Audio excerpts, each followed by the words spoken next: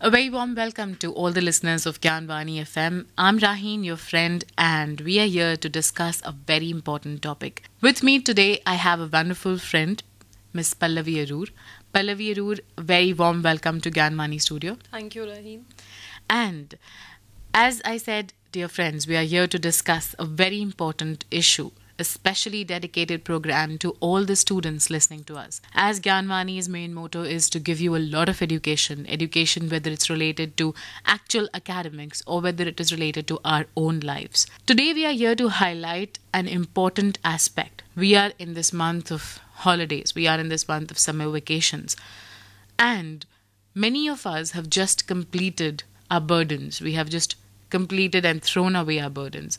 I mean, we have just completed our exams, either school exams, college exams, or university exams, HSC exams, SSC exams, TY BCom exams. There are a few exams still going on, but most of the exams and the higher university level exams are over. That means the burden is over.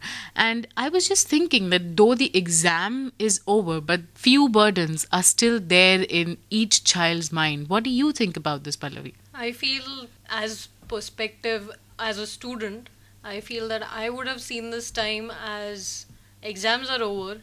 I did my part when they were on. Whether I studied or I did not study is a different matter. In that point of time, I did the best that I could do. The exam is over. I have moved on. All I have to do is wait for my result. The person who checks my paper may give me marks as much as I deserve.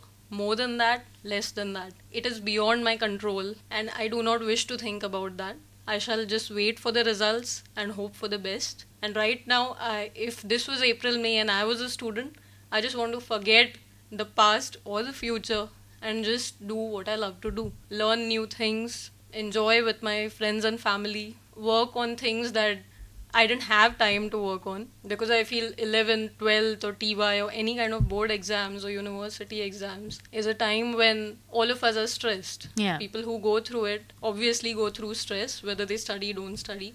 It's either them creating the stress or it's the people around them, teachers or parents, or because everybody has expectations. It is not possibly a known stress that is created. It is It just is the automatic. expectations. Yes, it's Yeah. just that they expect you to do well, and it might feel like a responsibility or a burden. Depends on how you take it. So as a student in April, May, I would do what I love to do and just wait for the result to come. Yeah, no in matter in what. short, you mean that you'll just chill pill. Yes. And you'll actually, relax and Yes. chillax and all that Yes. stuff. But still, as you just mentioned about expectations, of course, the environment, the external factors, the people around us create a lot of expectations in our daily Yes. life, not only to exams, but also to other stuffs. But most importantly, because of others or because of external environments, we ourselves create a lot of expectations from ourselves. Of course, it is very, very important to have high expectations. Like, for example, if an SSC student or an HSC student ask their parents that I'm expecting a 60, but the parents will tell them, no, expect an 80, and then you'll get a 70. That's good. High expectations are good. But overburdening yourself with expectations is really harmful. And that I see normally in students. They actually are so tense. They get up in the morning. Sometimes they get up with shivers. Sometimes they actually sweat a lot because they have dreamt about their exams. And this whole month, all these holidays, as it is, it's summer, it's so hot, and they make it more hot because they have too much burdened with their own expectations. As I know, Pallavi, you've also done your psychology. So, Yes. as now you gave me a student's perspective, like as a student, what would you do in holidays? As a psychologist, what would you see about this issue, or what would you suggest to students to do in these crucial stages of summer vacations when they're actually desperately waiting for their decisive decisions through the results? I think as a psychologist, psychology is about the mind, and coming to the student's mind, I feel only he or she and no one else can control his mind. So they should work on keeping their mind calm and knowing that they have done what they could. Now all they have to do is wait. Don't get stressed. There might be people around you who might expect a lot out of you, or you might feel that I worked so hard, I need to get 90% and I need to get into this college. You have made your plans. I mean, you need to know your goals, that's for sure. You need to know that you need to get into this college. And if I do not get that kind of percentage, I'm ready to use these backups. These are the colleges that I can possibly apply if I don't get what I'm expecting. And I think all of us have gone through board exams, and we know that the results can be unpredictable. So prepare yourself for the best, the worst, everything, and be ready to take it as it comes. Think that way and keep it aside and just enjoy your vacations, because these are never going to come back.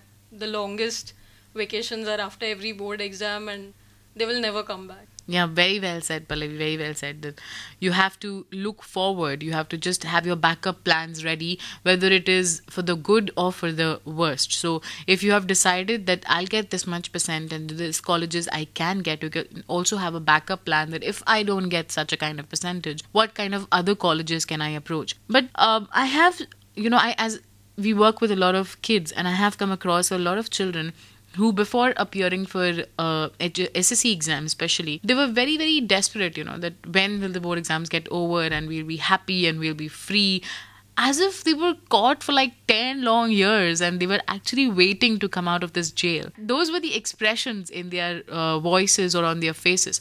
But as the exams got over, and then I expected that on the last paper they'll come and they'll be dancing and yelling and smiling and laughing. But the scene was different. For 5-10 minutes they were dancing, they were yelling, and they were actually in joy.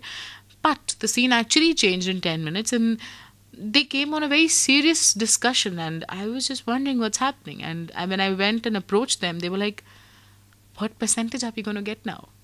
That was the major question of their life, because of that they're going to face the world, they're going to answer their parents, they're going to stand in front of their friends, they're going to get a nice college or a bad college. Everything depends on their percentage, as if each and every person is going to actually judge them not because of what they are, but because of their percentage.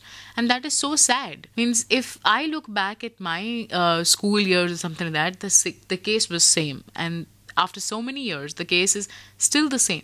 What would your point of view be here for parents or for the other external important factors related to students? What would you like to say to them? Yeah, I think when it comes to teachers or parents, it really feels great that they feel that you are capable of doing this, and that is why they are telling you that go and get a 90% because you have it in you. It's great, that kind of attitude. But I feel once the exam is over, you can stop putting the stress on the child, or stop showing him that you are expecting something. Expectations won't end, but stop making them vocal, so that, because now it's not in the hands of the student to do anything. The exam is done, he or she has done his job. There's nothing more that can be done.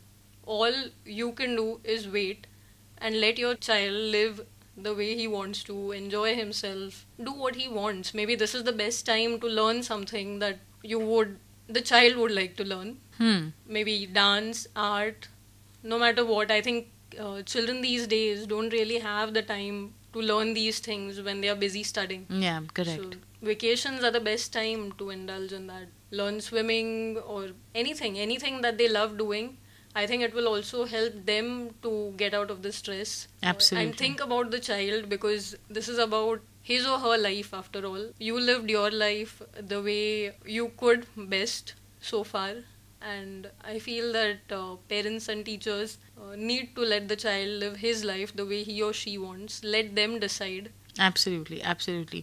Yeah, very important point you mentioned here is the exams are over, so stop putting your expectations or your terms and conditions now. You've already put loads of them.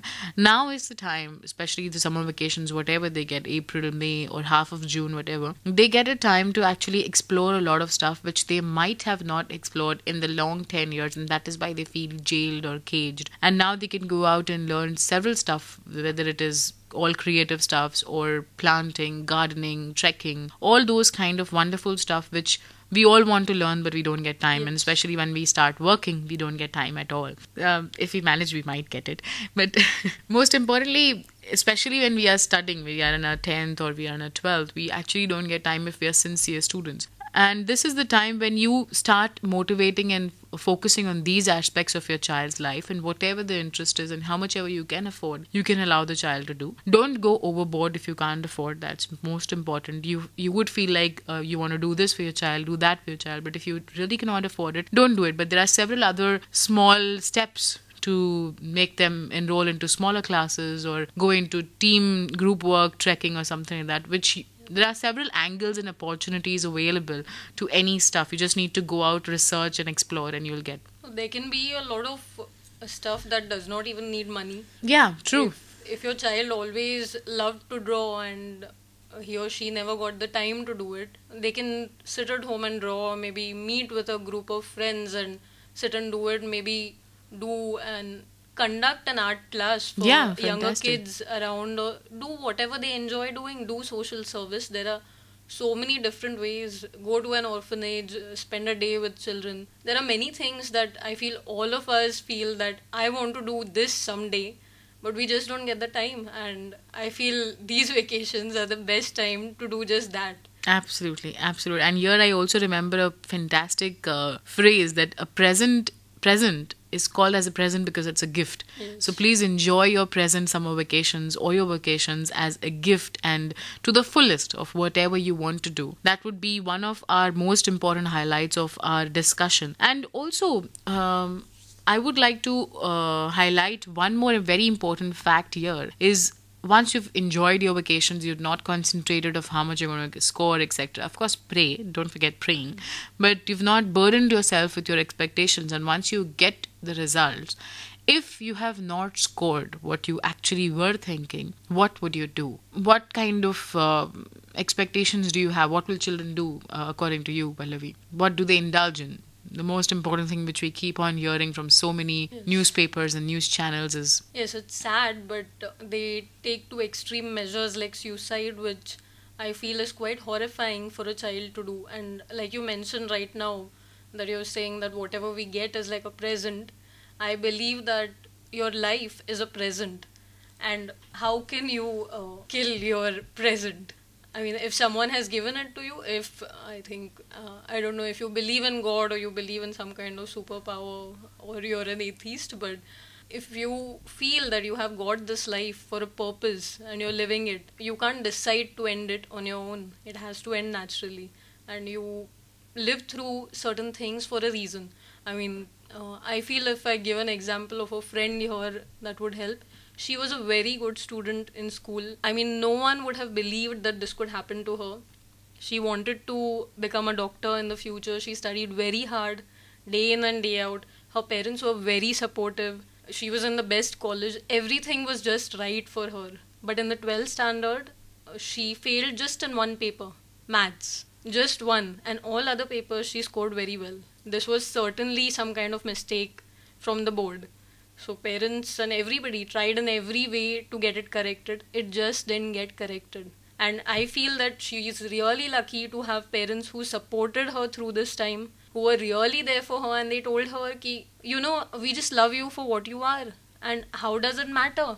10 years down the line, or even say 2 years down the line, people will care a damn of what you have done in your 10th standard or your 12th standard. Or you won't remember your marks, neither will people. Yeah. Just relax, study for your exam, give it again, score decent enough and move on. Do what you want, and if you really wanted to become a doctor but it didn't work out, maybe it's not for you. Yeah, you absolutely. will have a bright future somewhere else. Today that girl is doing very well. She has done her MBA and she's married and settled, working well, doing business with her husband. So she was meant to do this. If she was a doctor, she couldn't have worked in business with her husband. So she's done the perfect thing that she was meant for. And she's extremely happy. And neither she nor the world cares about what she did in her 12th standard. And it was not even her mistake. So it's okay. I just feel you need to approach with... I feel I can just say it in one line that percentage is not important. Perspective is. Wow. Really well said. Yeah, your perspective is very, very important.